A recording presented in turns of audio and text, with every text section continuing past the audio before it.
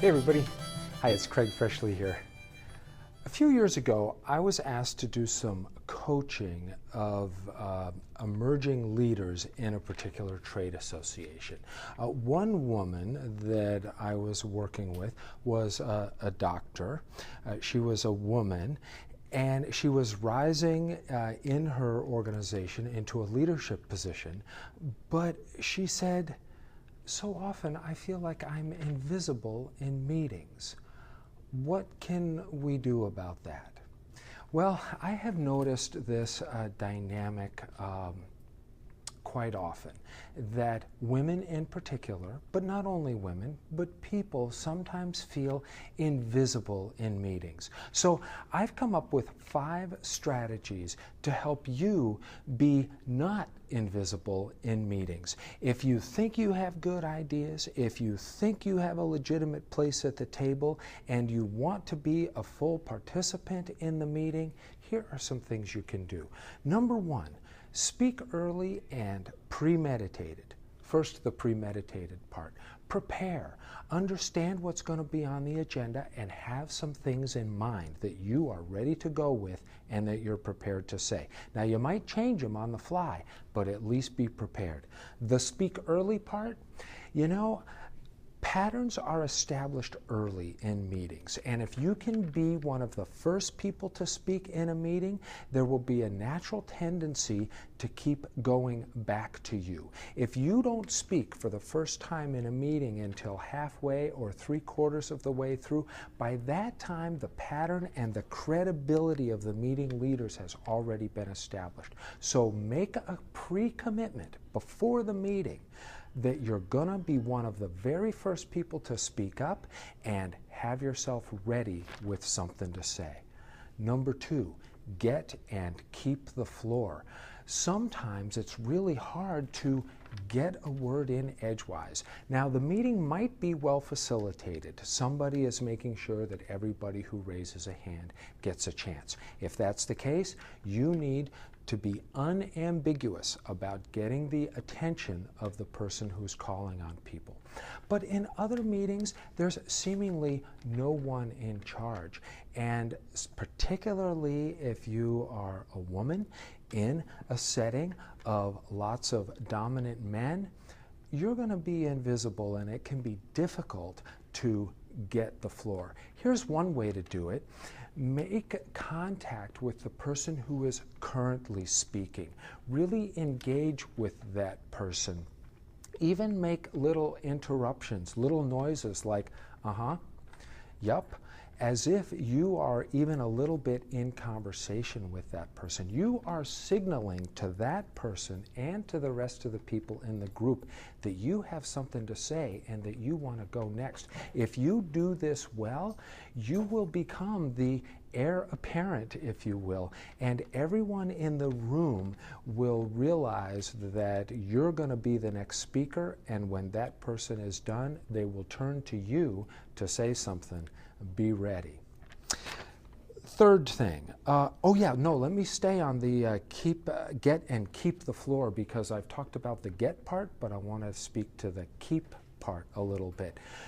You might have the floor and start speaking. And by the way, this stuff that I'm saying, it applies to both men and women. It applies to anybody who feels invisible in meetings. This is not just about women in meetings of men.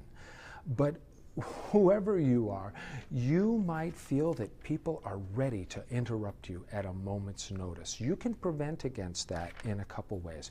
First of all, when you start speaking, you can say, look, I'd like to say 3 things. The first thing is blah, blah, blah. When you're done with the first thing, hold up 2 and say, okay, now the second thing I'd like to say is such and such, so that everybody from the outset knows that you have 3 things to say and that they should listen until you're done with all 3.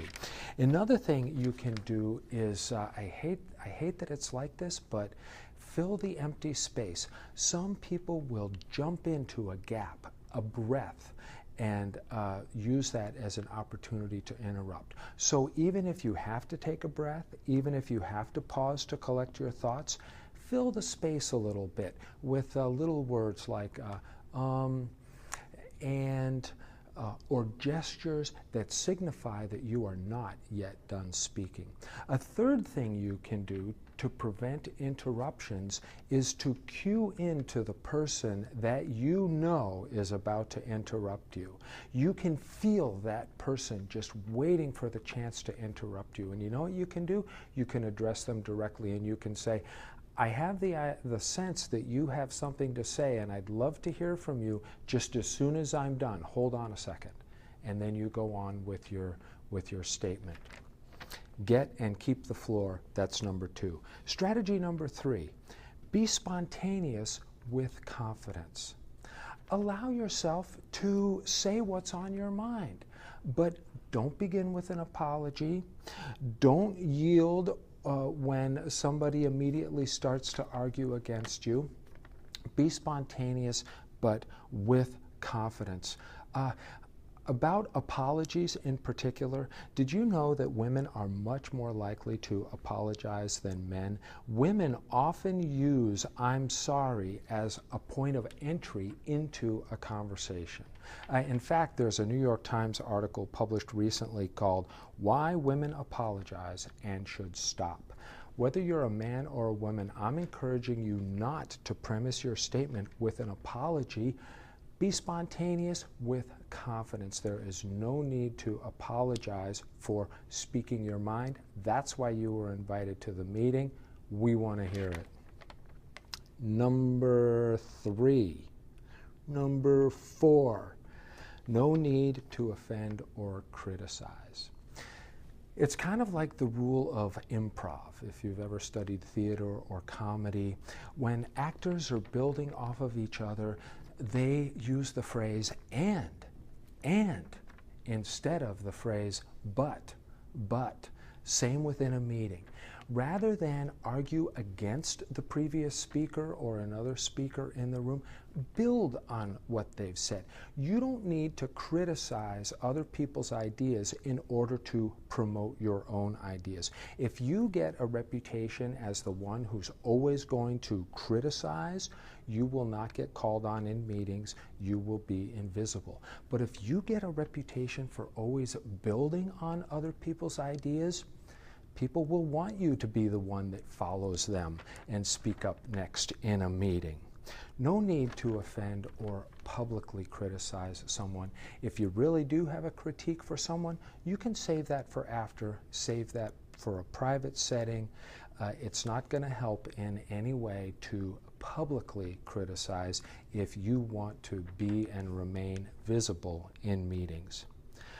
The fifth thing, 1, 2, 3, 4, 5, the fifth thing is build your credibility. And this is something that you don't do in a single meeting, but that you do over time.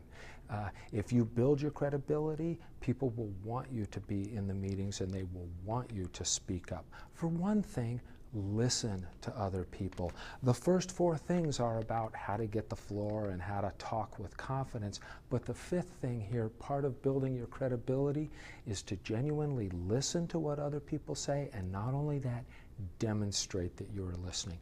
3 ways to demonstrate listening. 1, when it's your turn to speak, reflect back what you heard other people say. Well, it seems like I heard what I've heard so far is X, Y, and Z. And building on that, I would just add such and such. Reflect back what you're hearing. You're demonstrating that you've been paying attention and really listening. Number 2, ask thoughtful questions, genuine questions, not just questions to show that you're smart, but that you genuinely want to learn more and listen more to what's being said. Third thing, when you make your own comment, build on the ideas that have gone before. These are the ways that you demonstrate listening. Another way to build credibility, just honor the rules. If the facilitator or the meeting leader has ground rules, follow them. Show up on time. Stay to the end. Don't be distracted with your cell phone or laptop. Be fully present. Honor the group process. You do that time and time again. It builds credibility and people will want you to participate in their meetings. honor your commitments. If you volunteer to do something in a meeting, after the meeting, you got to do it, or don't volunteer in the first place. And the last thing to build credibility is build relationships. Harvard Business Review published an article called Women Find Your Voice. And again, these things don't apply to just women, they apply to everybody. But this article points out that women tend to be very efficient. They show up for meetings right on time, and they leave the meeting right after it's done. Men, on the other hand, are more inclined to show up early and stay late. They participate in the pre-meeting chit-chat. They joke around with their colleagues, and they stay after for the post-meeting chit-chat. This helps them understand the hidden agendas that are going to be discussed in a meeting. It helps them build relationships. No matter who you are, if you want to be more visible in your meetings, don't just show up at the start and leave right after it ends, because a lot of relationship building happens in the time just before and just after meetings. That is also important time and an important way to participate, an important way to be visible. Okay, well, thanks for listening. I hope that these 5 strategies are helpful to help you be not invisible in meetings. Thanks a lot, everybody.